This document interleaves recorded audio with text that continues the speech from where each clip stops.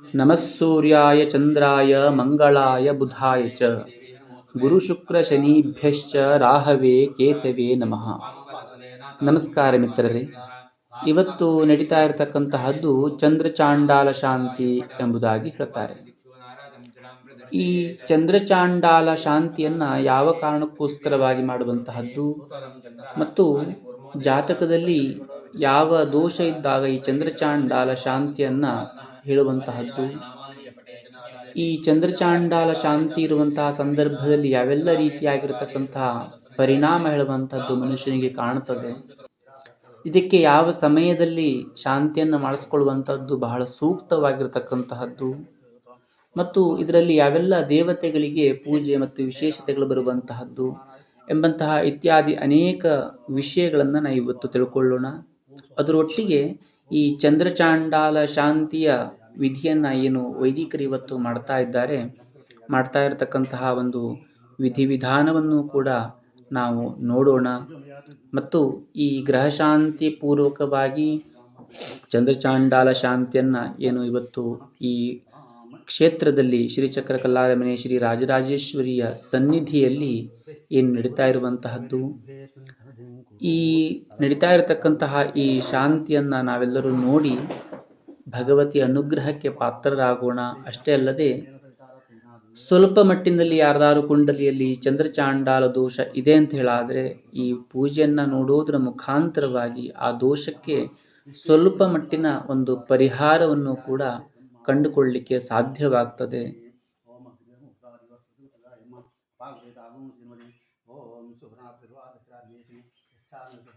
ನಮ್ಮ ಭಾರತೀಯ ಆಧ್ಯಾತ್ಮಿಕ ಪರಂಪರೆಯಲ್ಲಿ ಋಷಿ ಮುನಿಗಳು ನಮಗೆ ತೋರಿಸಿಕೊಟ್ಟಂತಹ ರೀತಿಯಲ್ಲಿ ನಾವು ಈ ಕರ್ಮಕಾಂಡಗಳನ್ನು ಮಾಡುವಂತಹದ್ದು, ಯಾವುದೇ ಒಂದು ಶಾಂತಿಯನ್ನ ಅಥವಾ ಪೂಜೆಯನ್ನು ಮಾಡುವಂತಹ ಪೂರ್ವದಲ್ಲಿ ನಾವು ಮಂಡಲವನ್ನು ಹಾಕಬೇಕು. ಆ ಮಂಡಲದಲ್ಲಿ ದೇವತೆಗಳನ್ನ ಕಲಶವನ್ನ ಸ್ಥಾಪನೆ ಮಾಡಿ ಆ ಕಲಶದಲ್ಲಿ ದೇವತೆಗಳನ್ನು ಆವಾಹನೆಯನ್ನು ಮಾಡಿ ವಿಶೇಷವಾಗಿರತಕ್ಕಂತಹ ಪೂಜೆಯನ್ನು ಮಾಡುವಂತಹದ್ದು.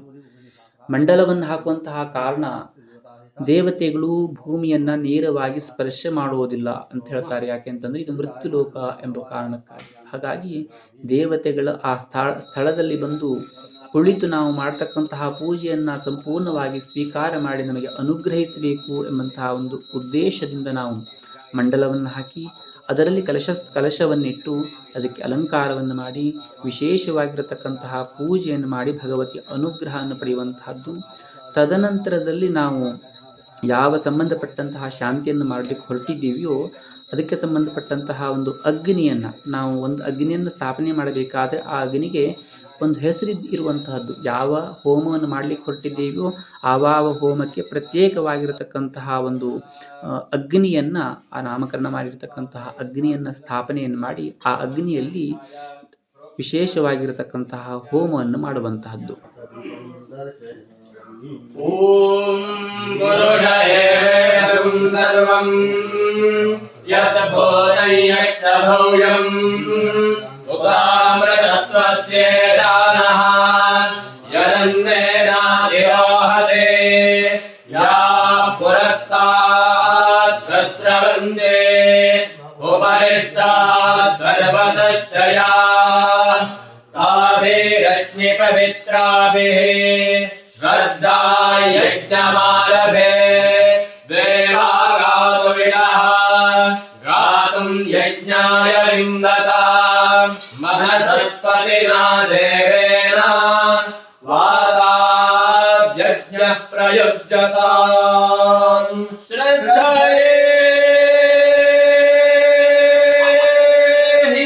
ಸತ್ಯೇ ಲಕ್ವಾಹ್ವಯಾಮಿ ಆಗೋತ್ಯೇತ್ವಾ ಕಾಮಾಯತ್ವಾ ಸಮೃಷೇತ್ವಾ ಪುರಾದಭೆ ಅಮೃತಸ್ವಾಯ ಜೀವಸೆ ಆಗೋತಿಮಸ್ಯಾಮಧೆ ಕಾಮಸ್ಯ ಸಮೃದ್ಧೈ ಇಂದ್ರಸ್ಯ ಯುಂಜತೆ ಧಿಯಃ ಆಗೋತಿಂ ದೇವೀಂ ಮನಸಃ ಪುರಾದಭೆ ಯಜ್ಞಸ್ಯ ಮಾತಾ ಸುರವಾಮೇರಸ್ತು ಯದಿಚ್ಛಾಮಿ ಮನಸಾ ಸಕಾಮಃ ವಿಧೇಯಮೇ ತದ್ಹೃದಯೇ ನಿವಿಷ್ಟಂ. ಭಗವತೋ ಮಹಾಪುರುಷಸ್ಯ ಓಂ ಸ್ವಗಶ್ಚಕ್ಷುರುಪ विश्वतो गो विश्वतो हस्तौत विश्वत स्वाहा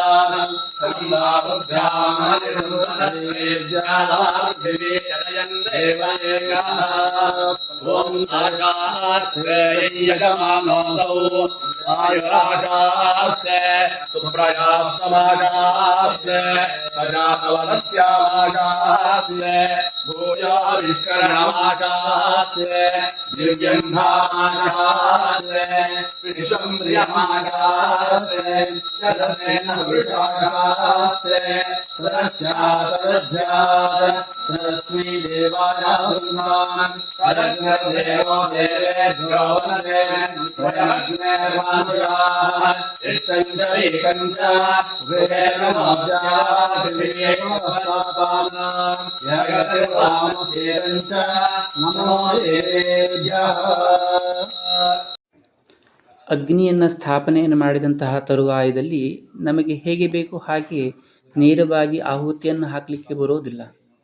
ನಮ್ಮ ಯಜುರ್ವೇದದ ಪರಂಪರೆಯ ಪ್ರಕಾರವಾಗಿ ಅಗ್ನಿಗೆ ಒಂದು ಸಂಸ್ಕಾರವನ್ನು ಮಾಡಬೇಕು. ಅದಕ್ಕೆ ನಾವು ಅಗ್ನಿಮುಖ ಎಂಬುದಾಗಿ ಹೇಳ್ತೇವೆ.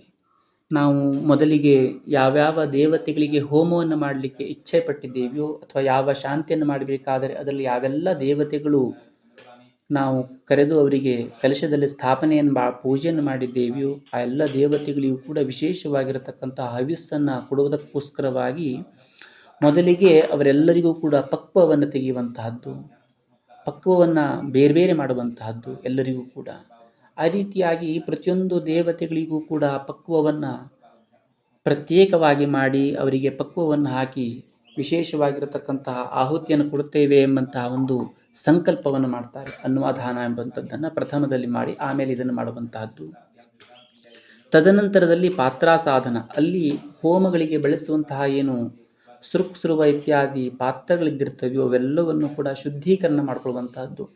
ನಾವು ದಿನನಿತ್ಯದಲ್ಲಿ ಬಳಸುವಂತಹ ವಸ್ತುಗಳನ್ನು ಯಾವ ರೀತಿಯಾಗಿ ತೊಳೆದು ಶುದ್ಧೀಕರಣವನ್ನು ಮಾಡ್ತೇವೆಯೋ ಅದೇ ರೀತಿಯಲ್ಲಿ ಇಲ್ಲಿಯೂ ಕೂಡ ಪಾತ್ರವನ್ನು ಶುದ್ಧೀಕರಣ ಮಾಡುವಂತಹ ರೀತಿಯ ಒಂದು ವಿಧಾನವನ್ನು ನಮ್ಮ ಋಷಿ ಪರಂಪರೆ ಹೇಳುವಂಥದ್ದು ನಮಗೆ ತೋರಿಸಿಕೊಟ್ಟಿರ್ತಕ್ಕಂಥದ್ದು.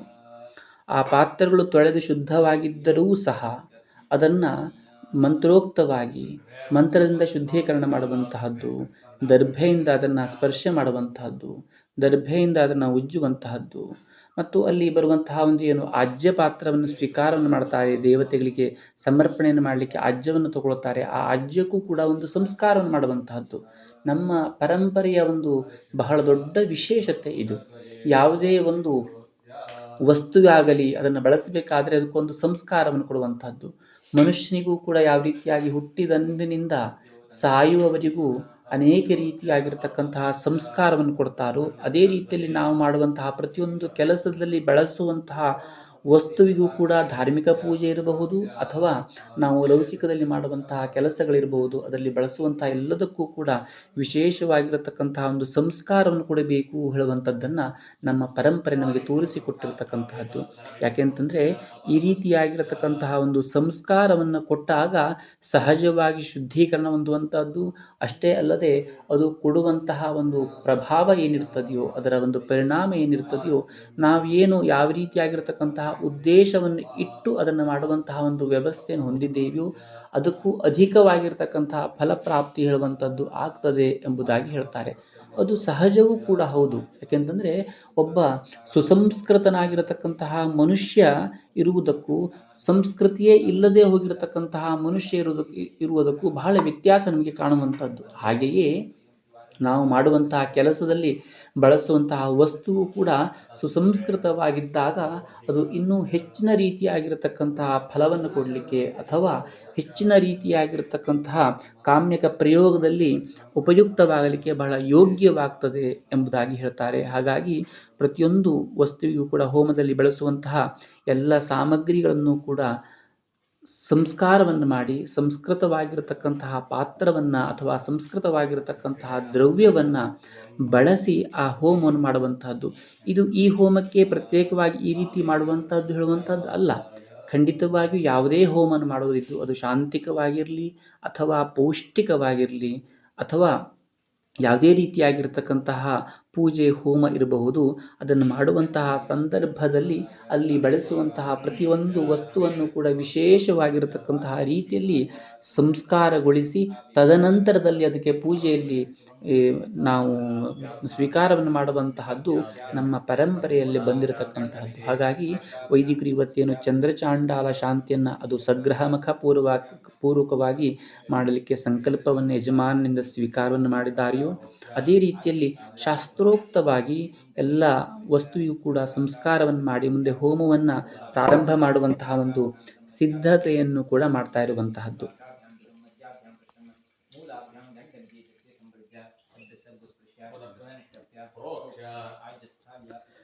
ಒಂದು ಹೋಮವನ್ನು ಮಾಡಬೇಕಾದ್ರೆ ನಾವು ಈ ಶಾಂತಿ ಇತ್ಯಾದಿಗಳನ್ನು ಮಾಡುವಂತಹ ಸಂದರ್ಭದಲ್ಲಿ ಅದನ್ನು ಮಾಡಬೇಕಾದ್ರೆ ಅದರದ್ದೇ ಆಗಿರತಕ್ಕಂತಹ ಒಂದು ರೀತಿ ಇರುವಂತಹದ್ದು.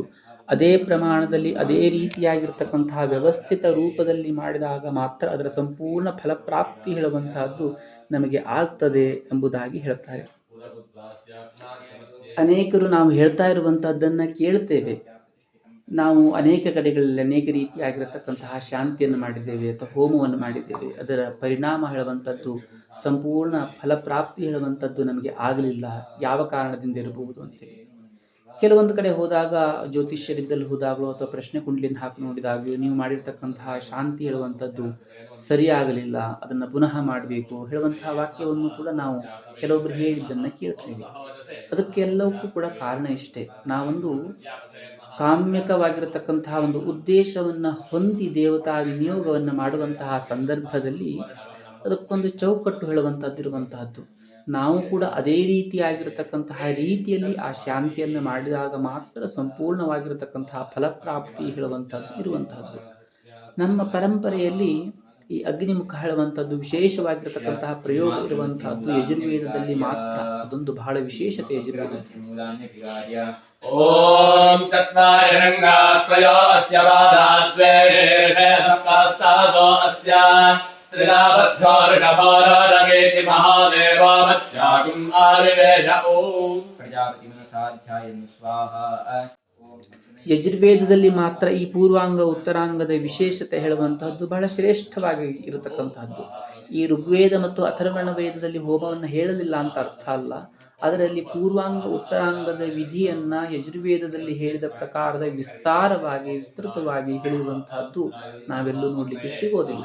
ಹಾಗಾಗಿ ಶಾಸ್ತ್ರದಲ್ಲಿ ಹೇಳ್ತಾರೆ ಯಜುರ್ವೇದಿಗಳು ಮಾಡಿರ್ತಕ್ಕಂತಹ ಹೋಮ ಹೇಳುವಂತಹದ್ದು ಬಹಳ ಶ್ರೇಷ್ಠವಾಗಿರತಕ್ಕಂತಹದ್ದು ಎಂಬುದಾಗಿ ಹೇಳುವಂತಹ ಒಂದು ಪದ್ಧತಿಯು ಕೂಡ ಇರುವಂತಹದ್ದು. ಯಾಕೆಂತಂದ್ರೆ ಪೂರ್ವಾಂಗ ಉತ್ತರಾಂಗ ಸಹಿತವಾಗಿ ಇರುವುದರಿಂದ. ಈ ಪೂರ್ವಾಂಗ ಉತ್ತರಾಂಗಗಳನ್ನ ಸಹಿತವಾಗಿ ಮಾಡಿದಾಗ ದೇವತೆಗಳು ಬಹಳ ಪ್ರೀತಿಯಿಂದ ಆ ಕೊಟ್ಟಿರ್ತಕ್ಕಂತಹ ಹವಿಸ್ಸನ್ನ ಸ್ವೀಕಾರವನ್ನು ಮಾಡಿ ಅನುಗ್ರಹಿಸ್ತಾರೆ ಎಂಬುದಾಗಿಯೂ ಕೂಡ ಹೇಳುವಂತಹದ್ದು. ಹಾಗಾಗಿ ನಾವು ಅನೇಕ ಕಡೆ ನಾವು ಈ ಹೋಮ ಸರಿಯಾಗಲ್ಲ ಹೇಳುವಂತಹ ಒಂದು ಮಾತನ್ನು ಕೇಳ್ತಾ ಇದ್ದೇವೆ.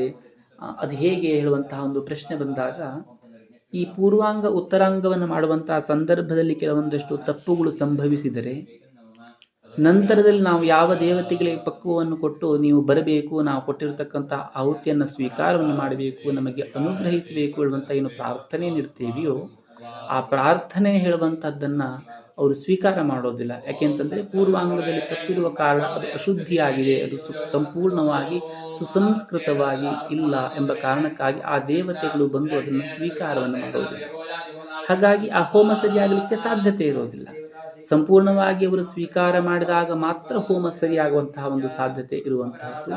ಹಾಗಾಗಿ ಈ ಪೂರ್ವಾಂಗ ಉತ್ತರಾಂಗ ಮಾಡುವಂತಹ ಸಂದರ್ಭದಲ್ಲಿ ಬಹಳ ಗಮನವನ್ನು ಹರಿಸುವಂತಹದ್ದು, ಬಹಳ ಅಚ್ಚುಕಟ್ಟಾಗಿ ಸರಿಯಾದ ರೀತಿಯಲ್ಲಿ ಮಾಡಿದಾಗ ಮಾತ್ರ ಹೋಮದ ಫಲಪ್ರಾಪ್ತಿ ಹೇಳುವಂತಹದ್ದು ಆಗುವಂತಹದ್ದು.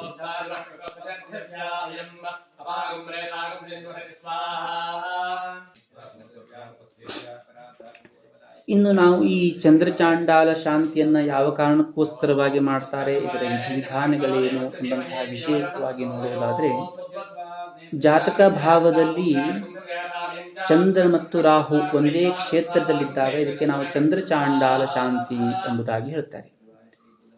ಕಾರಣ ಚಂದ್ರಮ ಮನಸ್ಸು ಜಾತಃ, ಚಂದ್ರನಿಂದ ಉತ್ಪತ್ತಿಯಾಗಿರತಕ್ಕಂತಹದ್ದು ಮನಸ್ಸು. ರಾಹುಶ್ಚಾಂಡಾಲ ಜಾತಿಶ್ಚ. ಇಲ್ಲಿ ಜಾತಿ ಅಂತಂದ್ರೆ ನಾವು ಮನುಷ್ಯರು ಏನು ಬ್ರಾಹ್ಮಣ, ಶೂದ್ರ, ಕ್ಷತ್ರಿಯ, ವೈಶ್ಯ ಇತ್ಯಾದಿ ಜಾತಿಗಳನ್ನು ಹೇಳ್ತೇವೆಯೋ ಆ ಜಾತಿ ಅಂತ ಹೇಳಿ ತಿಳ್ಕೊಳ್ಳಿಕ್ಕೆ ಹೋಗಬಾರ್ದು. ಜಾತಿ ಹೇಳುವಂತಹ ಪದಕ್ಕೆ ವಿಶೇಷವಾಗಿರತಕ್ಕಂತಹ ಬೇರೆ ಅರ್ಥ ಇರುವಂತಹದ್ದು. ಹಾಗಾಗಿ ಇಲ್ಲಿ ಚಂದ್ರನ ಒಟ್ಟಿಗೆ ರಾಹು ಸೇರಿದಾಗ ರಾಹುಗೆ ನಾವು ಭ್ರಾಂತಿಕಾರಕ ಎಂಬುದಾಗಿಯೂ ಕೂಡ ಹೇಳ್ತೇವೆ. ಈ ರೀತಿಯಾಗಿ ಚಂದ್ರ ರಾಹುಗಳು ಒಂದೇ ಕ್ಷೇತ್ರದಲ್ಲಿದ್ದಾಗ ಅಥವಾ ಸಮಸಪ್ತಕದಲ್ಲಿದ್ದಾಗ ನಾವಿಗೆ ಚಂದ್ರಚಾಂಡಾಲ ದೋಷ ಎಂಬುದಾಗಿ ಪರಿಗಣಿಸ್ತೇವೆ. ದೋಷ ಅಂತ ಪರಿಗಣಿಸಿ ಎರಡು ಗ್ರಹಗಳು ಒಂದೇ ಕ್ಷೇತ್ರದಲ್ಲಿ ಸೇರಿದಾಗ ಅದು ಒಂದು ಯೋಗ ಹೇಳುವಂಥದ್ದಾಗ್ತದೆ. ಈ ಕೆಲವೊಂದಷ್ಟು ಯೋಗಗಳು ನಮಗೆ ಉತ್ತಮವಾಗಿರ್ತಕ್ಕಂತಹ ಫಲಪ್ರಾಪ್ತಿಯನ್ನು ಕೊಟ್ಟರೆ, ಇನ್ನು ಕೆಲವೊಂದಷ್ಟು ಯೋಗಗಳು ನಮಗೆ ಕೆಟ್ಟ ಫಲಗಳನ್ನು ಕೊಡುವಂತಹದ್ದು, ದೋಷಗಳನ್ನು ಕೊಡುವಂತಹದ್ದು, ವಿಪರೀತವಾಗಿರ್ತಕ್ಕಂತಹ ಕಷ್ಟ, ಸಂಕಷ್ಟ, ನೋವುಗಳನ್ನು ಕೊಡುವಂತಹದ್ದು.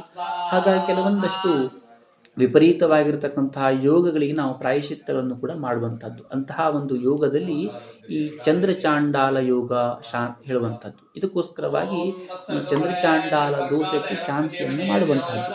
ಹಾಗಾದರೆ ಈ ಚಂದ್ರಚಾಂಡಾಲ ದೋಷದಿಂದ ಯಾವ ರೀತಿಯಾಗಿರ್ತಕ್ಕಂತಹ ಪರಿಣಾಮವಾಗ್ತದೆ ಅನ್ನುವಂತಹ ಒಂದು ವಿಷಯವನ್ನು ನಾವು ನೋಡಲಿಕ್ಕೆ ಹೊರಟ್ರೆ,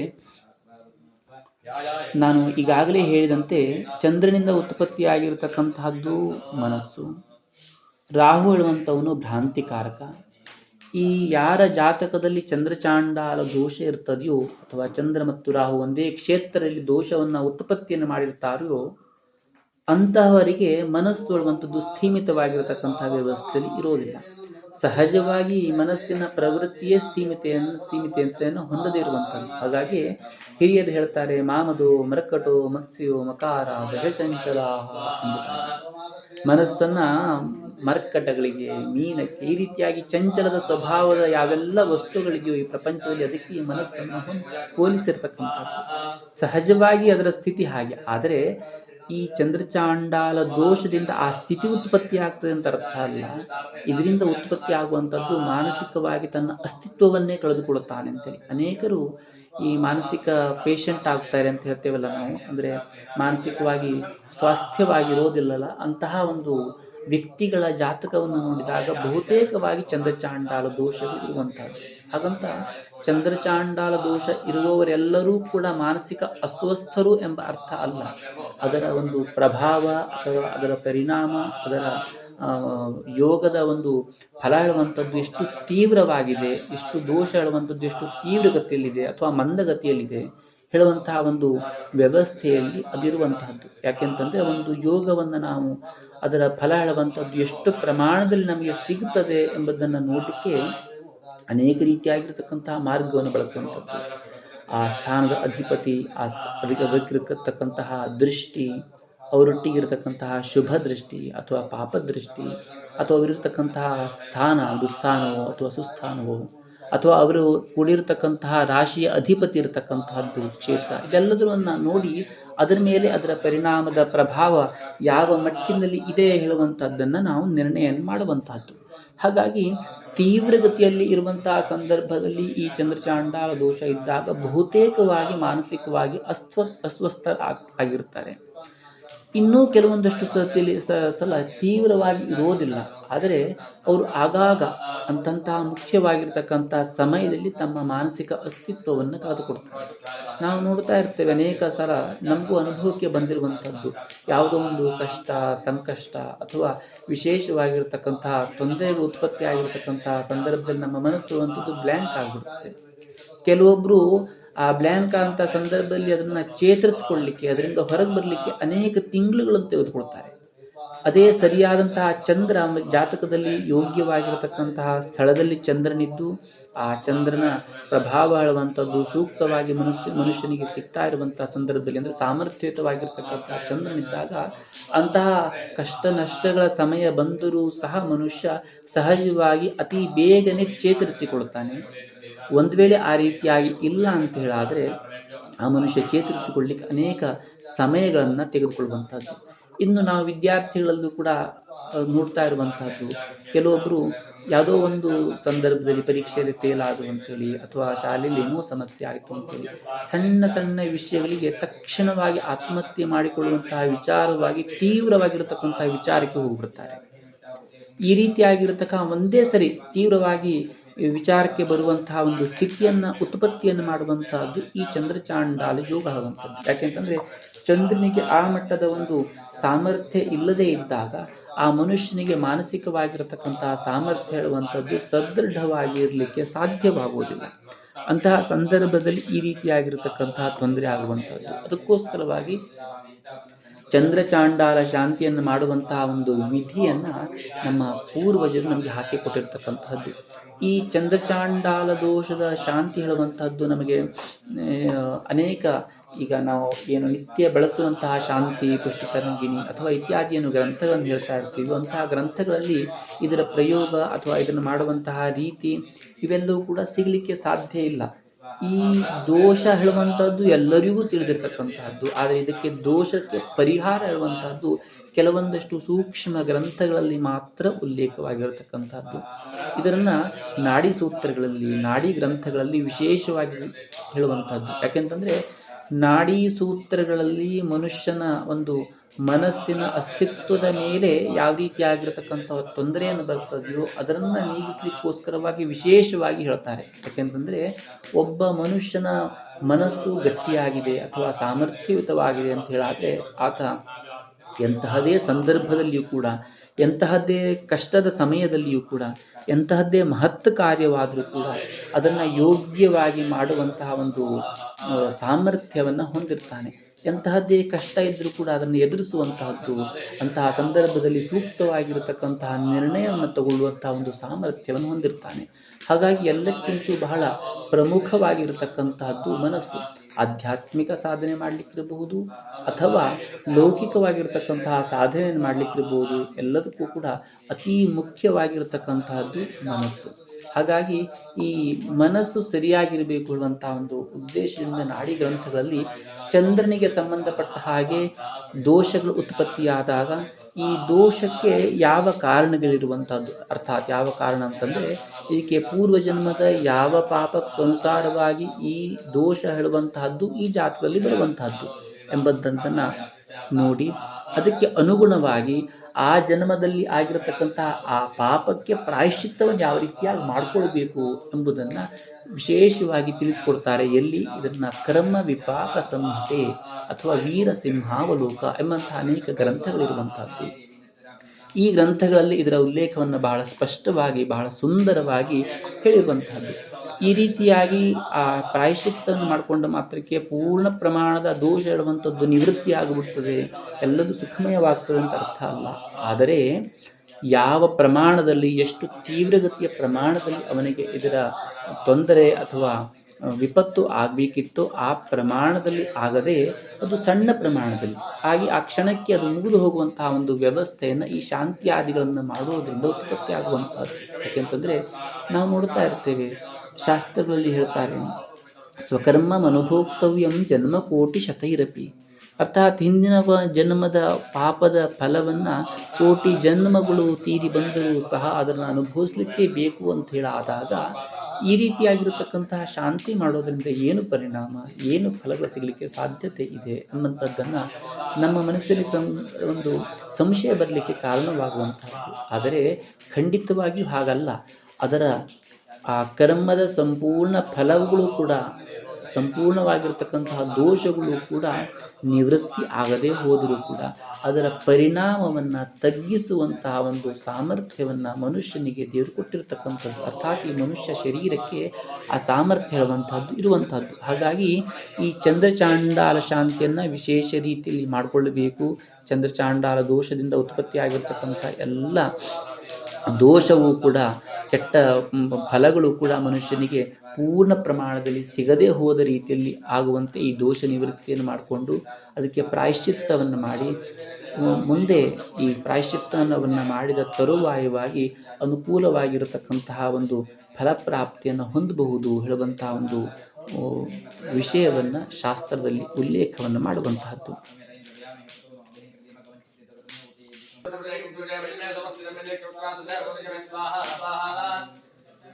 ನಾವೀಗ ಚಂದ್ರಚಾಂಡಾಲ ಶಾಂತಿ ಹೇಳುವಂಥದ್ದು ಹೇಗೆ ಉತ್ಪತ್ತಿ ಆಗ್ತದೆ, ಜಾತಕದಲ್ಲಿ ಯಾವ ರೀತಿಯಾಗಿರ್ತಕ್ಕಂತಹ ಗ್ರಹಗಳ ಸಂಧಿ ಆದಾಗ ನಾವು ಚಂದ್ರಚಾಂಡಾಲ ದೋಷ ಎಂಬುದನ್ನು ಹೇಳ್ತೇವೆ ಹೇಳುವಂಥದ್ದನ್ನು ತಿಳಿದುಕೊಂಡಾಯಿತು.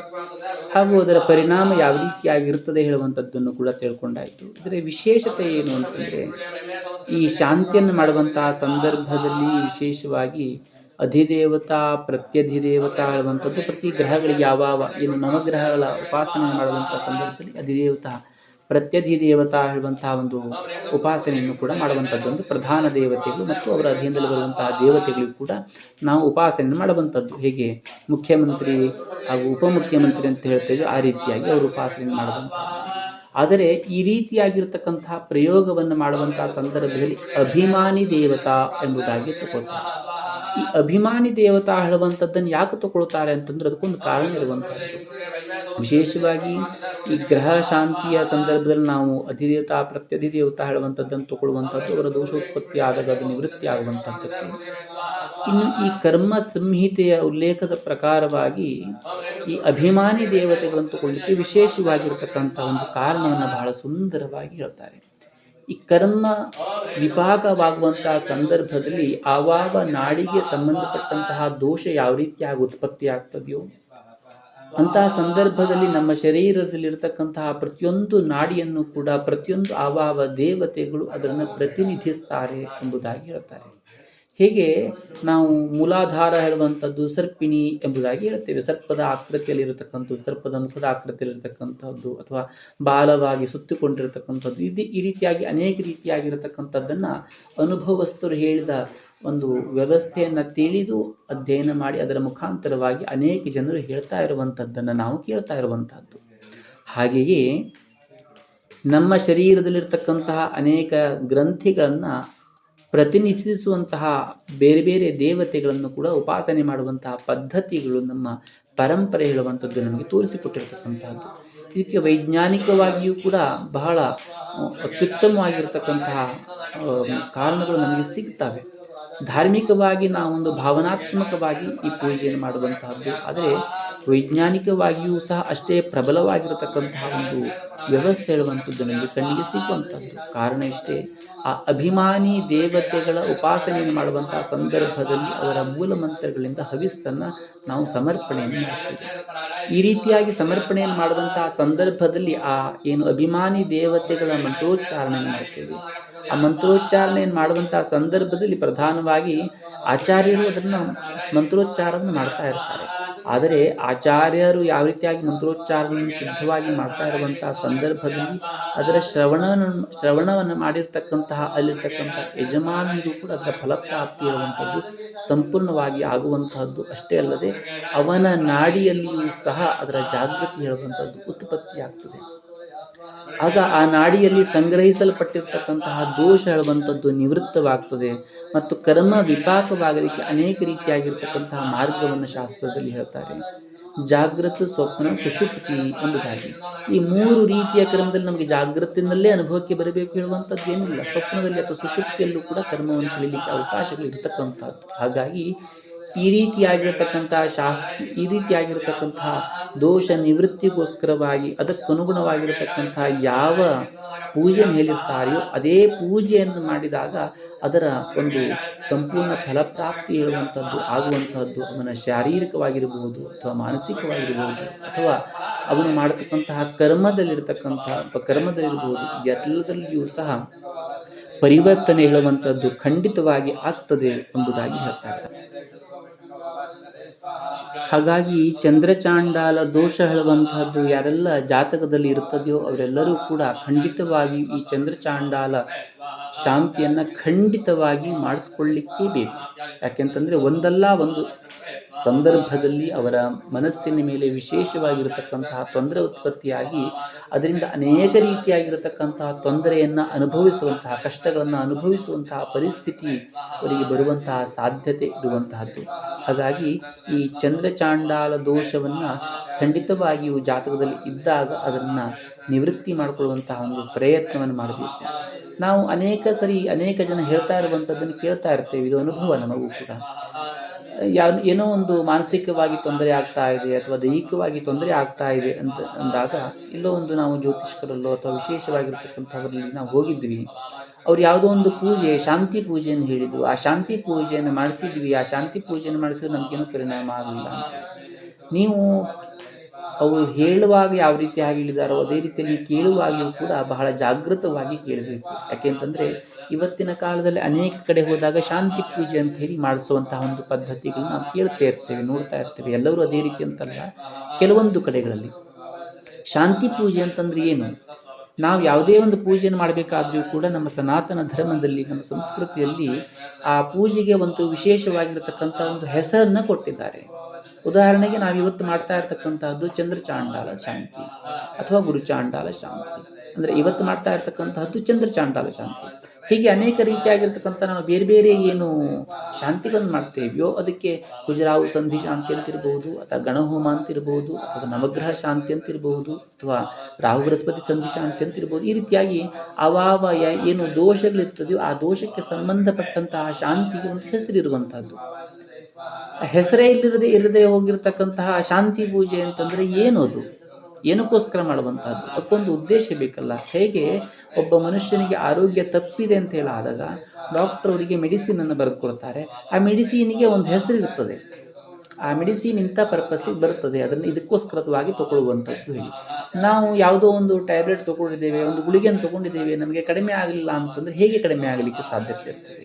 ಹಾಗಾಗಿ ನಾವು ಶಾಂತಿಯನ್ನು ಮಾಡಿಸುವಂತಹ ಸಂದರ್ಭದಲ್ಲಿ ಒಂದು ತೊಂದರೆ ಆಗಿದೆ ನಮಗೆ ಹೇಳಾದಾಗ, ನಾವು ಯಾವುದೇ ಒಂದು ಜ್ಯೋತಿಷ್ಕರಲ್ಲಿ ಹೋಗಿ ನಾವು ಪ್ರಶ್ನೆಯನ್ನು ಕೇಳಿದಾಗ ಅವರು ಇಂತಹ ತೊಂದರೆ ಇದೆ ಜಾತಕದಲ್ಲಿ ಅಂತ ಹೇಳಿದಾಗ, ತದನಂತರದಲ್ಲಿ ನಾವು ಆ ಪೂಜೆಯನ್ನು ಮಾಡುವಂತಹ ಸಂದರ್ಭದಲ್ಲಿ ಅವರು ಏನು ಬರೆದು ಕೊಡ್ತಾರೆ, ಪೂಜೆಯನ್ನು ಬರೆದು ಕೊಡುವಂಥ ಸಂದರ್ಭದಲ್ಲಿ ಬರೀ ಶಾಂತಿ ಪೂಜೆ ಅಂತ ಹೇಳಿ ಬರೆದು ಕೊಟ್ಟರೆ ನೀವು ಅದನ್ನು ಕೇಳಲಿಕ್ಕೆ ಹೋಗಬೇಡಿ. ನೆಕ್ಸ್ಟ್ ಕೇಳಿ ಅದರಲ್ಲಿ ಈ ಶಾಂತಿ ಪೂಜೆಗೆ ಏನು ಹೆಸರಿದೆ ಅಂತ ಹೇಳಿ.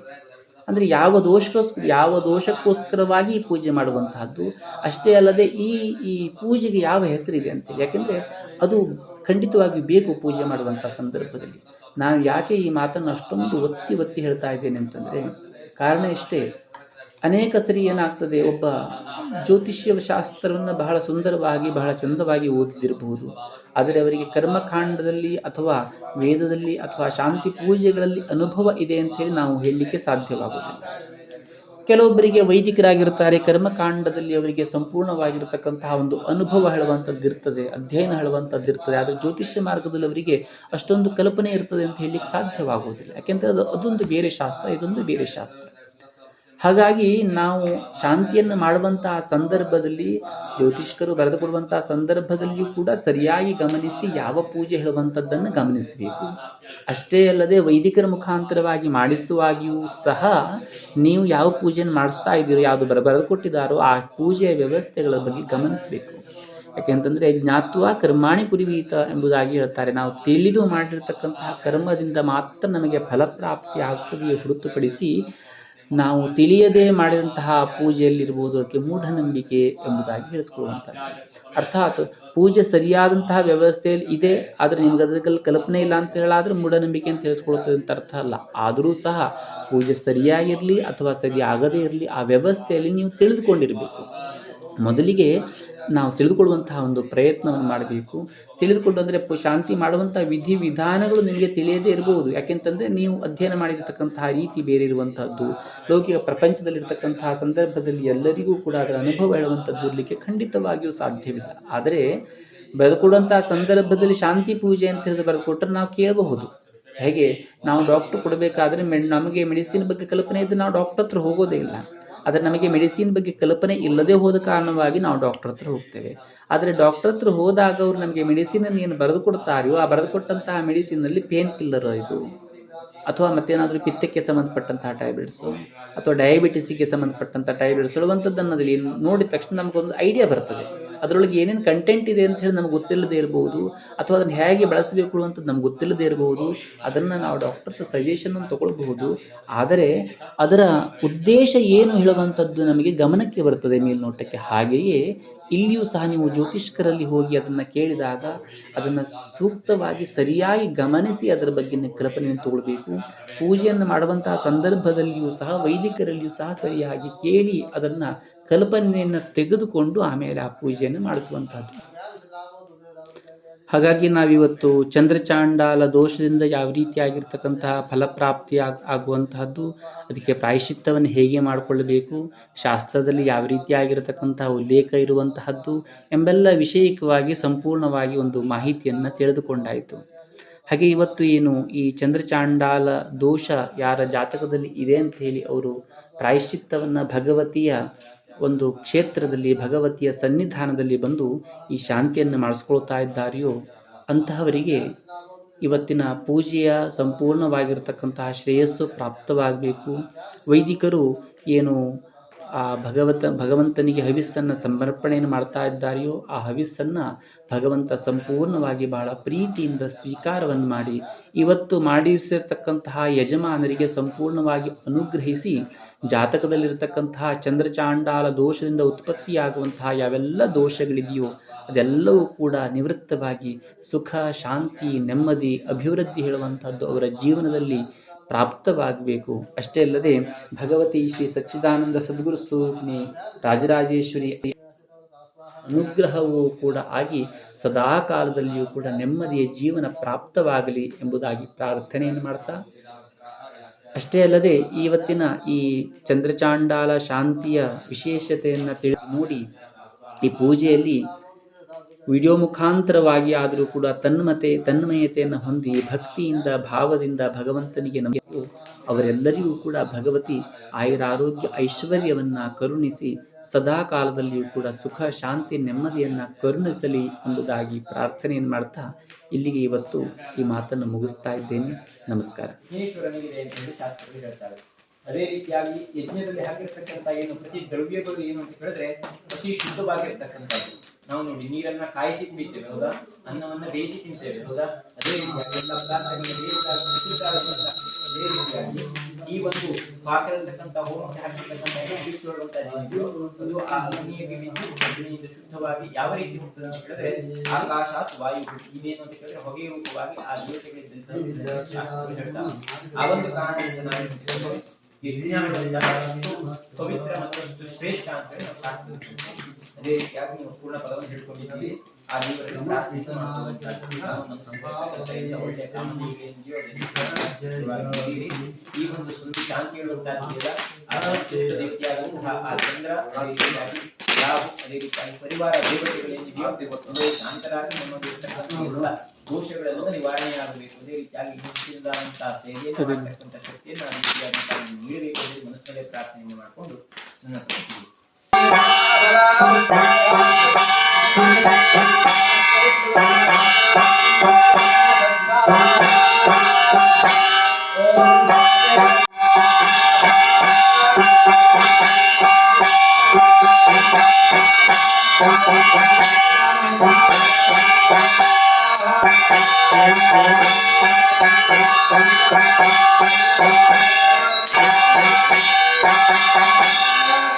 ಓಂ ಯಜ್ಞ ಯಜ್ಞಂಗತ ಯಜ್ಞೋದಕಸ್ಮಾಯ ಯಜ್ಞಸ್ಮಾಯ ಯಜ್ಞೋದಕಸ್ಮಾಯ ಸಾಧೋಕವಾಕಸ್ಮೇ ತಸ್ಮಾಹ ದೇವಾಗಾದುರಿದ ಗಾರಂ ಮಿಲಿತ್ವಾ ಗಾರವಕಮನಸಸ್ಮಯ ಯಜ್ಞೋದಯ ಯಜ್ಞ ಸ್ವಾಹ ವಾಚ ಸ್ವಾಹ ವಾತೇಜ ಸ್ವಾಹ.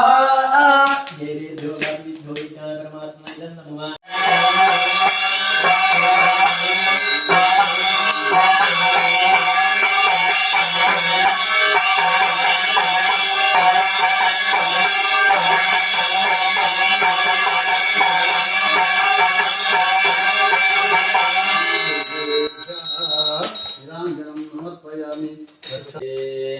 ರತ್ನೈ ಕಲುಷಿತಮಾಸಂ ಹಿಮಜಲೈ ಸ್ನಾನಂ ಚ ದಿವ್ಯಾಂಬರಂ ನಾನಾರತ್ನ ವಿಭೂಷಿತಂ ಪ್ರಗಮದಾಮೋದಾಂಕಿತಂ ಚಂದನಂ ಜಾತೆ ಚಂಪಕವಿಲ್ವಪತ್ರವಿದಂ ಪುಷ್ಪಂ ಚ ಧೂಪಂ ತಥಾ ದೀಪಂ ದೇವದಯಾಲಿತೆ ಪಶುಪತೆ ರತ್ಕಲ್ಪಿತಂ ಗೃಹ್ಯತಾಂ ಸೌವರ್ಣೇ ನವರತ್ನಖಂಡರವಿತೆ ಪಾತ್ರೆ ಕೃತಂ ಪಾಯಸಂ ಭಕ್ಷಂ ಪಂಚವಿಧಂ ಪಯೋದಧಿವೃತಂ ಬ್ರಹ್ಮಾಫಲಂ ಪಾನಕಂ ಶಾಖಾನಾಮಯುತಂ ಜಲಂ ರುಚಿಕರಂ ಕರ್ಪೂರಖಂಡೋಜ್ವಲಂ ತಾಂಬೂಲಂ ಮನಸಾ ಮಯಾ ವಿರಚಿತಂ ಭಕ್ತ್ಯಾ ಪ್ರಭೋ ಸ್ವೀಕುರು ಶಕ್ರಂ ಚಾಮರಯೋಯಗಂ ಗಜನಕಂ ಚಾದರ್ಶಕಂ ನಿರ್ಮಲಂ वीणा वेरि मृदङ्गकाहलकलागीतं च नृत्यं तथा साष्टाङ्गं प्रणतस्तुतिर्भवविलाहे तत्समस्तं मया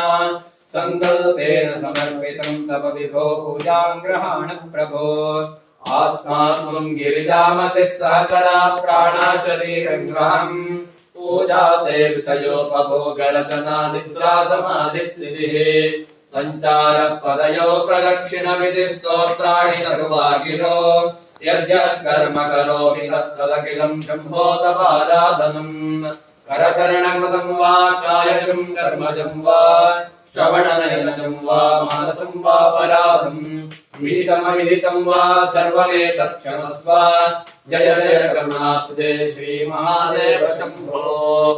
नमो नमो गणेशाय विघ्नेशाय नमो नमः ವಿನಾಯಕಾಯ ವಿಘ್ನವಿಕೃತಾಯ ನಮೋ ನಮಃ. ಈ ಮಂಡಲದಲ್ಲಿ ಪ್ರತಿಷ್ಠಾಪನೆಯಾದಂತಹ ದೇವರಲ್ಲಿ ನೀವು ಪ್ರಾರ್ಥನೆಯನ್ನು ಮಾಡಿಕೊಳ್ಳುವಂತಹದ್ದು. ಇವತ್ತಿನ ಒಂದು ಶುಭ ಬುಧವಾರದಂದು ಚಂದ್ರ ಚಾಂಡಾಲ ಅದೇ ರೀತಿಯಾಗಿ ಸಗ್ರಾಮಕವಾಗಿ ಎಲ್ಲ ಗ್ರಹಗಳಿಗೆ ಆರಾಧನೆಯನ್ನು ಮಾಡಿಕೊಳ್ಳಬೇಕು ಅನ್ನುವಂತಹ ಸಂಕಲ್ಪವನ್ನು ನಾವು ಪ್ರಾತಃ ಕಾಲದಲ್ಲಿ ಮಾಡ್ಕೊಂಡಿದ್ವಿ. ಅದೇ ರೀತಿಯಾಗಿ ಬೆಳಕಿನಿಂದ ಆರಂಭಿಸಿ ಶ್ರೀಮನ್ ಮಹಾಗಣಪತಿ ಪೂಜೆ, ಅದೇ ರೀತಿಯಾಗಿ ಯಥಾಶಕ್ತಿ ಜ್ಞಾನೀಯವಾಗಿ ಬ್ರಾಹ್ಮಣರ ಮುಖೇನವಾಗಿ ಎಲ್ಲ ಕ್ರಮಾಂಕಗಳು ನೆರವೇರಬೇಕು ಅಂತ ಹೇಳಿ ಋತು ವರ್ಣನೆಯನ್ನ ಅದೇ ರೀತಿಯಾಗಿ ಪೂಜಾ ಕೈಂಕರ್ಯಗಳನ್ನು ನಾವು ಮಾಡಿಕೊಂಡಿದ್ದೇವೆ. ನಂತರ ಇಲ್ಲಿ ಬ್ರಾಹ್ಮಣರು ಬಂದು ಜಪವನ್ನ, ಅದೇ ರೀತಿಯಾಗಿ ಕಲಶ ಸ್ಥಾಪನಾದಿ ಪೂಜೆಗಳು, ಅದೇ ರೀತಿಯಾಗಿ ಹೋಮ ಹವನಗಳನ್ನು ಮಾಡಿಕೊಂಡಾಗಿದೆ. ಈ ಎಲ್ಲವನ್ನ ಪೂಜೆಯನ್ನ ಮುಗಿಸಿ ಆ ದೇವರಲ್ಲಿ ನಾವು ಪ್ರಾರ್ಥನೆಯನ್ನು ಮಾಡಿಕೊಳ್ಳುವಂತಹದ್ದು. ಹೇ ದೇವರೇ, ಇವತ್ತಿನ ಶುಭ ದಿವಸದಿಂದ ನಾವು ಕೊಟ್ಟಂತ ಏನು ಸೇವೆ ಇದೆಯೋ ಅದೆಲ್ಲ ಸೇವೆಯನ್ನು ಆ ದೇವರಿಯಾದಂತಹ ನೀನು ಸ್ವೀಕರಿಸಬೇಕು. ಅದೇ ರೀತಿಯಾಗಿ ನಮ್ಮ ಕುಟುಂಬಕ್ಕೆ, ಪರಿವಾರಕ್ಕೆ ಸಕಲ ಕ್ಷೇಮ, ಸ್ಥೈರ್ಯ, ವಿಜಯ, ಜಯ, ಶುಭ, ಅಭಯ, ಆಯುಷ್ಯ, ಆನಂದ, ಆಯುಹು, ಆರೋಗ್ಯ, ಐಶ್ವರ್ಯಗಳನ್ನ ಪ್ರಾಪ್ತಿ ಮಾಡಬೇಕು ಅಂತ ಪ್ರಾರ್ಥನೆಯನ್ನು ಯಜಮಾನರಾದಂತರು ಮಾಡಿಕೊಳ್ತಾ ಇದ್ದಾರೆ. ಗ್ರಹಾಧೀನಂ ಜಗತ್ ಸರ್ವಂ ಅಂತ ಹೇಳ್ತೇವೆ. ಎಲ್ಲ ಜಗತ್ತೊಳ್ಳುವಂತಹದ್ದು ಗ್ರಹ ದೇವತೆಗಳ ಒಂದು ಅಧೀನ. ಅದೇ ರೀತಿಯಾಗಿ ಆ ಗ್ರಹಗಳ ಚಲನೆಯಿಂದ ನಮ್ಮ ಶುಭ ಮತ್ತು ಅಶುಭ ಫಲಗಳನ್ನೆಲ್ಲ ನಾವು ಜಾತಕದಲ್ಲಿ ನೋಡಬಹುದು ಅಂತ ಹೇಳಿ ಶಾಸ್ತ್ರಗಳು ಹೇಳ್ತಾರೆ. ಈಗ ನಮಗೆ ಇರತಕ್ಕಂತಹ ಅಶುಭ ಫಲಗಳೇನು, ಅದೇ ರೀತಿಯಾಗಿ ಶುಭ ಫಲಗಳೇನು ಹೇಳುವಂತಹದ್ದು ನಮ್ಮ ಜಾತಕದಲ್ಲಿ ಗ್ರಹಗಳು ಚಲನೆಯಿಂದ ನಾವು ಅದನ್ನ ಎಣಿಕೆಯನ್ನು ಮಾಡಿ ಕಂಡುಹಿಡಿತಕ್ಕಂಥದ್ದು. ಈ ಎಲ್ಲ ದೇವತೆಗಳ ಗ್ರಹಗಳ ಒಂದು ಆರಾಧನೆಯನ್ನು ಮಾಡುವುದರಿಂದ ಇರತಕ್ಕಂಥ ಎಲ್ಲ ಗ್ರಹ ದೋಷ ಹೇಳುವಂತಹ ನಿವಾರಣೆಗೋಸ್ಕರ ನಾವು ಇವತ್ತು ಚಂದ್ರ ಚಾಂಡಾಳ, ಅದೇ ರೀತಿಯಾಗಿ ಚಂದ್ರ, ರಾಹು, ಈ ರೀತಿಯಾಗಿ ಎಲ್ಲ ದೇವತೆಗಳಿಗೆ ನಾವೇನಂತ ಹೇಳಿದ್ರೆ ಹುಳಿಸನ್ನು ಕೊಟ್ಟಾಗಿದೆ. ಆ ಎಲ್ಲ ದೇವತೆಗಳು ನಾವು ಕೊಟ್ಟಂತಹ ಹುಳಿಸನ್ನು ಸ್ವೀಕರಿಸಿ ನಮ್ಮ ಕುಟುಂಬಕ್ಕೆ ಒಳ್ಳೆಯದನ್ನು ಮಾಡಬೇಕು. ನಮಗೆ ಆರೋಗ್ಯದಲ್ಲಿ ಏನಾದರೂ ವ್ಯತ್ಯಯಗಳಿದ್ರೆ ಅದನ್ನೆಲ್ಲವನ್ನ ಆ ದೇವತೆಯಾದಂತಹ ನೀವು ಇನ್ನೂ ಹೆಚ್ಚಿನದಾದಂತಹ ಸದೃಢತೆಯನ್ನು ಕೊಡಬೇಕು ಅನ್ನುವಂತಹ ಒಂದು ಪ್ರಾರ್ಥನೆಯನ್ನು ಮಾಡಿಕೊಳ್ತಾ ಇದ್ದೇವೆ. ಅದೇ ರೀತಿಯಾಗಿ ಚಂದ್ರ ಅಂತ ಹೇಳಿದ್ರೆ ಮನಃಕಾರಕ ಅಂತ ಹೇಳಿ ನಾವು ಕರಿತೇವೆ. ಆ ಚಂದ್ರನ ಒಂದು ದೋಷ ಇದೆ ಅಂತ ಹೇಳಿದ್ರೆ ನಮ್ಮ ಮನಸ್ಸು ಚಾಂಚಲ್ಯ ಆಗ್ತದೆ ಅಂತ ಹೇಳಿ ಕರಿತೇವೆ. ಚಾಂಚಲ್ಯ ಅಂತ ಹೇಳಿ ಗೊತ್ತಾಯ್ತಲ್ಲ, ಒಂದು ಕಡೆ ಇದ್ದಂಥ ಮನಸ್ಸು ಒಂದು ಕಡೆ ಇರುವುದಿಲ್ಲ. ಇವತ್ತು ಒಂದನ್ನು ಮಾಡಬೇಕು ಅಂತ ಹೇಳಿದ್ರೆ ನಾಳೆ ಮತ್ತೊಂದನ್ನು ಮಾಡ್ತೇವೆ ನಾವು. ಅದೇ ರೀತಿಯಾಗಿ ಆ ಚಾಂಚಲ್ಯ ಹೇಳುವಂಥದ್ದು ನಿವಾರಣೆ ಆಗಬೇಕು. ಅದೇ ರೀತಿಯಾಗಿ ನಮ್ಮ ದೇಹದಲ್ಲಿ, ಅದೇ ರೀತಿಯಾಗಿ ನಮ್ಮ ಕುಟುಂಬದಲ್ಲಿ ಏನಿರಬಹುದು ಇರತಕ್ಕಂಥ ಎಲ್ಲ ಜನರಿಗೆ ಏನು ಅಂತ ಹೇಳಿದ್ರೆ ಆರೋಗ್ಯ ಹೇಳುವಂತಹದ್ದು ಪ್ರಾಪ್ತಿಯಾಗಬೇಕು, ಮಾನಸಿಕ ನೆಮ್ಮದಿ ಹೇಳುವಂತಹದ್ದು ಪ್ರಾಪ್ತಿಯಾಗಬೇಕು. ಅದೇ ರೀತಿಯಾಗಿ ನಮ್ಮ ಮುಂದಿನ ಕುಲ ಹೇಳುವಂತಹದ್ದು ಉದ್ಧಾರ ಆಗಬೇಕು. ಅದೇ ರೀತಿಯಾಗಿ ಆ ದೇವತೆಯಾದಂತಹ ನಿನ್ನ ಒಂದು ಅನುಗ್ರಹದಿಂದ ನಮ್ಮ ಕುಟುಂಬಕ್ಕಿರತಕ್ಕಂಥ ಎಲ್ಲ ದೋಷಗಳು, ಶಾಪಗಳೇನೂ ನಿವಾರಣೆಯಾಗಿ ಆ ದೇವತೆಯಾದಂತಹ ನಿನ್ನ ಅನುಗ್ರಹ, ಕೃಪಾ, ಆಶೀರ್ವಾದ ಹೇಳುವಂತಹದ್ದು ಪ್ರಾಪ್ತಿಯಾಗಬೇಕು. ಅದೇ ರೀತಿಯಾಗಿ ನಾವು ಒಂದು ಮನಸ್ಸಿನಲ್ಲಿ ಒಂದು ಸಂಕಲ್ಪವನ್ನು ಮಾಡಿರ್ತಕ್ಕಂಥದ್ದು ಏನು, ನಮ್ಮ ಮನಸ್ಸಿನಲ್ಲಿ ಒಂದು ಒಳ್ಳೊಳ್ಳೆ ಕಾಮನೆಗಳಿದೆ, ನೀವು ಮನಸ್ಸಿನಲ್ಲಿ ಮಾಡಿದ್ದೀರಿ ಸಂಕಲ್ಪವನ್ನು, ಇಂಥದ್ದಾಗಬೇಕು, ಇಂಥ ನಡಿಬೇಕು ನಮ್ಮಲ್ಲಿ, ಅದೆಲ್ಲವನ್ನು ಮತ್ತೊಮ್ಮೆ ಪುನಃ ಆ ದೇವತೆಯಾದಂತಹ ನೀನು ಅದನ್ನೆಲ್ಲವನ್ನು ಈಡೇರುವಂತೆ ಆಗಬೇಕು ಅಂತ ಒಂದು ಮನಸ್ಸು ಪ್ರಾರ್ಥನೆಯನ್ನು ಮಾಡಿಕೊಳ್ಳುವಂಥದ್ದು. ಅದೇ ರೀತಿಯಾಗಿ ಆ ದೇವತೆಯಲ್ಲಿ ಪ್ರಾರ್ಥನೆಯನ್ನು ಮಾಡಿಕೊಳ್ಳಿ. ನಾವು ಮಾಡ್ತಕ್ಕಂಥ ಉದ್ಯೋಗದಲ್ಲಿ, ವ್ಯಾಪಾರದಲ್ಲಿ, ವ್ಯವಹಾರ ಕ್ಷೇತ್ರದಲ್ಲಿ ಇನ್ನೂ ಹೆಚ್ಚಿನದಾದಂಥ ಯಶಸ್ಸು, ಕೀರ್ತಿ, ಲಾಭ ಹೇಳುವಂತಹದ್ದು ಪ್ರಾಪ್ತಿಯಾಗಬೇಕು. ಅದೇ ರೀತಿಯಾಗಿ ನಮ್ಮ ಮನೆಯವರಿಗೆ ಅಂತಂದ್ರೆ ನಿಮ್ಮ ಮನೆಯವರಿಗೆ ದೀರ್ಘವಾದಂತಹ ಸೌಮಂಗಲ್ಯ ಹೇಳುವಂತಹದ್ದನ್ನು ಪ್ರಾಪ್ತಿಯಾಗಬೇಕು. ತಂದೆ ತಾಯಿಯಲ್ಲೂ ದುಡಿಯುವಂತಹದ್ದು ಯಾಕಾಗಿ ಅಂತ ಕೇಳಿದ್ರೆ ಮಕ್ಕಳಿಗೋಸ್ಕರ ನಾವು ದುಡಿಯತಕ್ಕಂಥದ್ದು. ಅದೇ ರೀತಿಯಾಗಿ ಆ ಮಕ್ಕಳಿಗಿರತಕ್ಕಂತಹ ಯಾವುದೇ ಭಾಗಗ್ರಹಾದಿ ದೋಷಗಳಿದ್ದು ಎಲ್ಲವೂ ನಿವಾರಣೆಯಾಗಿ ಅವರ ಮುಂದಿನ ಜೀವನ ಹೇಳುವಂತಹದ್ದು ಸುಖಮಯವಾಗಿರಬೇಕು. ಅದೇ ರೀತಿಯಾಗಿ ಅವರ ಶಿಕ್ಷಣ ಕ್ಷೇತ್ರದಲ್ಲಿರಬಹುದು, ಅವರ ಆರೋಗ್ಯ ಕ್ಷೇತ್ರದಲ್ಲಿರಬಹುದು, ಇನ್ನೂ ಹೆಚ್ಚಿನದಾದಂತಹ ಅಭಿವೃದ್ಧಿ ಹೇಳುವಂತಹದ್ದು ಪ್ರಾಪ್ತಿಯಾಗಬೇಕು. ಜಗತಃ ಪಿತರವು ಒಂದೇ ಪಾರ್ವತಿ ಪರಮೇಶ್ವರವು ಅಂತ ಹೇಳ್ತೇವೆ. ಜಗತ್ತಿಗೆಲ್ಲ ತಂದೆ ತಾಯಿಯರಾದಂತಹ ಪಾರ್ವತಿ ಪರಮೇಶ್ವರರಲ್ಲೂ ಅದೇ ರೀತಿಯಾಗಿ ನಮ್ಮ ತಾಯಿ ನಿಮಗಂತ ನಿಮ್ಮ ತಾಯಿಯವರಿಗೂ ಶೀಘ್ರವಾಗಿ ಆರೋಗ್ಯ ಭಾಗ್ಯ ಹೇಳುವಂತಹದ್ದು ಪ್ರಾಪ್ತಿಯಾಗಬೇಕು. ಅದೇ ರೀತಿಯಾಗಿ ಮಾನಸಿಕ ನೆಮ್ಮದಿ ಹೇಳುವಂತಹದ್ದು ಪ್ರಾಪ್ತಿಯಾಗಬೇಕು. ಅದೇ ರೀತಿಯಾಗಿ ನಿಮ್ಮ ಮನೆಯಲ್ಲಿ ಧನ ಧಾನ್ಯ ಸಮಸ್ತ ಹಣಕಾದಿಗಳು ಇನ್ನೂ ಹೆಚ್ಚಿನದಾಗಿ ಅಭಿವೃದ್ಧಿ ಆಗಬೇಕು ಅಂತ ಒಂದು ಪ್ರಾರ್ಥನೆಯನ್ನು ಮಾಡಿಕೊಳ್ಬೇಕು. ಅದೇ ರೀತಿಯಾಗಿ ಈ ಒಂದು ಕ್ಷೇತ್ರದಲ್ಲಿ ನಾವು ಸೇವೆಯನ್ನು ಮಾಡಿಕೊಂಡಿದ್ದೇವೆ ಅಂತ ಹೇಳಾದ್ರೆ ಅದೊಂದು ಪೂರ್ವ ಜನ್ಮದ ಸುಕೃತವಾದಂತಹ ಒಂದು ಫಲ ಅಂತ ಹೇಳ್ತೇವೆ. ನೀವಿರ್ತಕ್ಕಂಥದ್ದು ಯಾವುದೋ ಊರಿನಲ್ಲಿ ಹೌದಲ್ವ, ಅಲ್ಲಿಂದ ಇಲ್ಲಿಗೆ ಬಂದು ಒಂದು ಸೇವೆಯನ್ನು ಮಾಡಬೇಕು ಅಂತಾದ್ರೆ ಯಾವುದೋ ಒಂದು ಜನ್ಮದಲ್ಲಿ ಯಾವುದೋ ಒಂದು ಪುಣ್ಯವನ್ನು ಮಾಡಿದ್ದೀರಿ ಅಂತ ಹೇಳ್ತಾರೆ. ಅದೇ ರೀತಿಯಾಗಿ ಆ ಎಲ್ಲ ಕರ್ಮಾಂಗಗಳನ್ನು ನಿಮಗೆ ಮಾಡಿದ್ದೇವೆ. ಆ ಮಾಡಿರ್ತಕ್ಕಂತಹ ಒಂದು ಸೇವೆಯನ್ನು ಅದೇ ರೀತಿಯಾದಂತಹ ನೀವು ಸ್ವೀಕರಿಸಿ ಆ ರಾಜರಾಜೇಶ್ವರಿ ಅಮ್ಮನವರು ನಮ್ಮ ಇರತಕ್ಕಂಥ ಎಲ್ಲ ಕಷ್ಟ ಕಾರ್ಪಣ್ಯಗಳನ್ನೆಲ್ಲ ನಿವಾರಣೆ ಮಾಡಿ ಪುನಃ ಪುನಃ ನಮಗೆ ಈ ದೇವಸ್ಥಾನಕ್ಕೆ ಬಂದು ಆ ದೇವರ ಸೇವೆಯನ್ನು ಮಾಡತಕ್ಕಂಥ ಶಕ್ತಿಯನ್ನ, ಮನಸ್ಸನ್ನ, ಧನವನ್ನು ಎಲ್ಲವನ್ನೂ ಕೊಡಬೇಕು. ಅದೇ ರೀತಿಯಾಗಿ ನಮ್ಮ ಇರತಕ್ಕಂಥ ಎಲ್ಲ ಅರಿಷ್ಟ ಬಾಧೆಗಳನ್ನೆಲ್ಲವೂ ನಿವಾರಣೆಯಾಗಿ ಆ ರೀತಿಯಾದಂತಹ ನೀನು ಪುನಃ ಪುನಃ ಎಲ್ಲ ಸುಖಮಯವಾಗಿರ್ತಕ್ಕಂತಹ ಜೀವನವನ್ನು ಕೊಟ್ಟು ನಮಗೆ ಇನ್ನೂ ಹೆಚ್ಚಿನದಾದಂತಹ ಸೇವೆಯನ್ನು ಮಾಡತಕ್ಕಂತಹ ಶಕ್ತಿಯನ್ನು ಕೊಟ್ಟು ಕಾಪಾಡಿಕೊಂಡು ಬರಬೇಕು ಅಂತ ಮನಸ್ಸಲ್ಲೇ ಪ್ರಾರ್ಥನೆಯನ್ನು ಮಾಡಿಕೊಂಡು ಅಕ್ಷರ ಹಾಕ್ತೇವೆ. ಮನಸೋತಿಷ್ಠ ಪ್ರಾರ್ಥನಾ ಸಮರ್ಪಯಾಮಿ.